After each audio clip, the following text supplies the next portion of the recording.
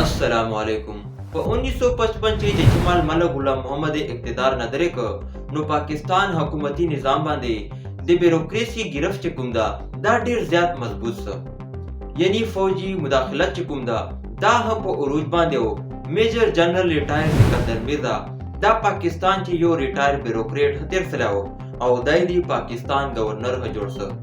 عملی طور باندې پاکستان حکومت چې کوم دا اسټابلیشمنت ته په لاس چې ورغای. سکندر مرزا دا غوښتل چې زه د یوې اوږدې عرصې دپاره پاکستان باندې حکومت وکړم، که زه چیرې د خپل ملګری ایوب خان اقتدار چې شامل کړ نو ما دا خواهش پسه پوره کیدای سي او ده دا دغسې هم وکړه. سکندر مرزا چې کوم د تعلق میر جعفر خاندان سره و او دا هغه میر جعفر و چې د دې خپل مسلمان حکمران سراج الدوله سره غداري وکړه او بنګال چې د انګریزو ته رګی ورکړه. نو دا سکندر مرزا په دور باندې پاکستان جمهوری نظام چې کوم دغه حالات ډیر زیات خراب وو، یعنی د 3 کالو په دور چې د دې پاکستان چې 5 وزیر اعظمان بدل کړو او وزیر اعظم کرسۍ نه پاکستان چې یو مذاق جوړ کړو. هندي پارټي چې کوم وزیر اعظم وو جوهرلال نهرو دا په ایک ټیم باندې دا پیغام جاری کړي چې 2000 خو زه خپل دوتۍ نه بدلم چې 4000 خو پاکستان چې وزیر اعظمان بدلیږي. سکندر مرزا اولنای شکار چې کوم دا محمد علي بوګرا و چې دا د پاکستان وزیر اعظم او دای وزیر اعظمي نه درې کو یو ریټایر بیروکریټ چودھری محمد علي د پاکستان وزیر اعظم جوړ کو. نو دغه چودھری محمد علي د سره یو کال نو تیر کړای نو دای به له دغه وزیر اعظمي نه درې کو او د بجای حسین شهید سروردی چې کوم دا د پاکستان یو نوای وزیر اعظم جوړ سو.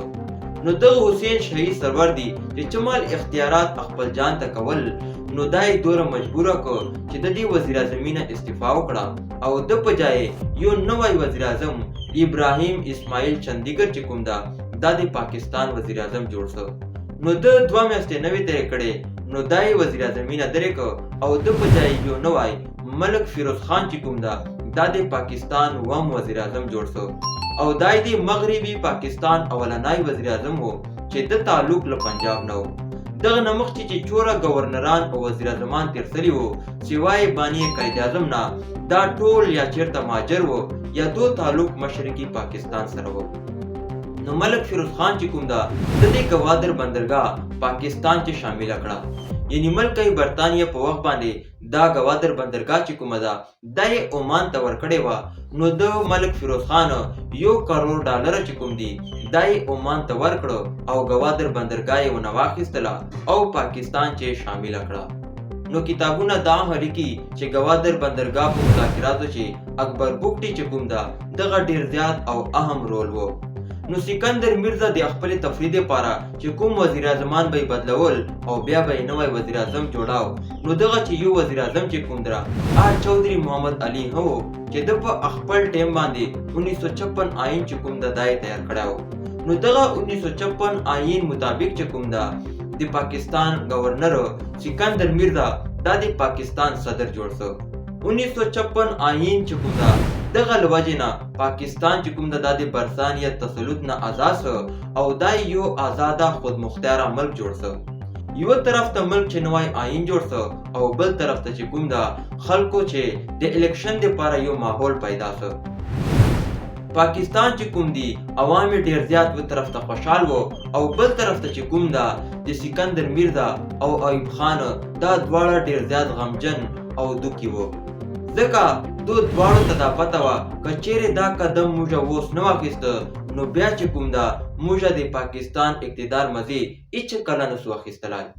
ایوب خان چې کوم دا 4 میاشتو آباده ریټایر کېده او سکندر مرزا چې کوم دای د نوې اسمبلۍ نه اعتماد وټه قابل هم و، یعنی دا ته یو خوفزده حکمران څه شی کوي نو دو هم هغسې وکړه.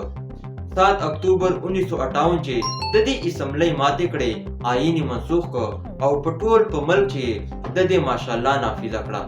سکندر مرزا چې کوم دا باوردی فوجي نه و، یعنی دای دی وردیوال فوجي نه و، دای یو ریټایر بیروکریټ و او د تعلق مشرقي پاکستان سره و او دا اولنای سړی و چې پاکستان صدر و او د دې پاکستان چې ماشاءالله نافذه کړه. او ایوب خان چې کوم دا د پاکستان چیف ماشاءالله ایڈمنسټریټر ته ولګاو. نو چې چمال ایوب خان ته دا پته ولګېدله چې دای د له ماله وجې نه پاکستان باندې حکومت کوي، نو دای له عهدې نه درې که او جلاوطن یې که او د دې ملک چې ملګیر ماشاءالله دوباره بیا اعلان وکړ او دالته پاکستان چې جمهوریت په ځای چې کوم دا د دې عزیز هموطنو نه شروعات وکړو.